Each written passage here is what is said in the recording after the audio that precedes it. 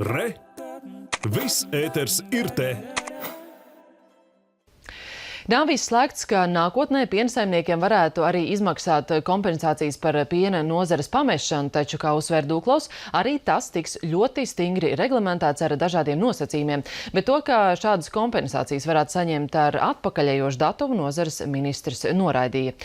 Pēdējā pusotra gada laikā govju ganāmpulku skaits Latvijā samazinājies par vairāk nekā 2000. Ja piena cenas nemainīsies, savu ganāmpulku nākamajā pavasarī plāno likvidēt arī zemnieku saimniecību Robežnieki Salacgrīvā. Turp šodien devās Aneta Bērtule.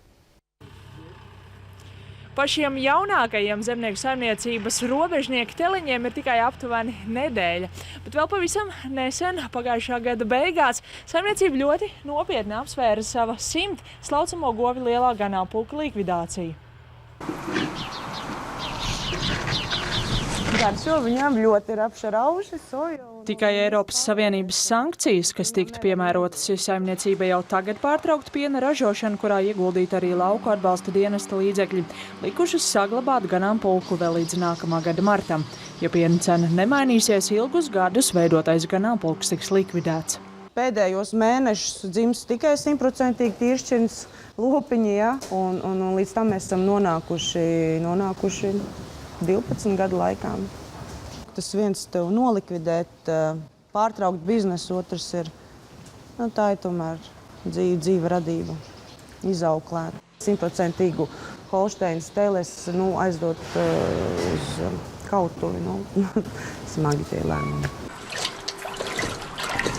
Piena ražošana saimniecībai nesusi zaudējumus jau 3 gadus. Līdzīgi kā citiem, turpināt biznesu ļāvusi graudu raža, un šobrīd saimniecība cenšas maksimāli paplašināt apsējumās platības.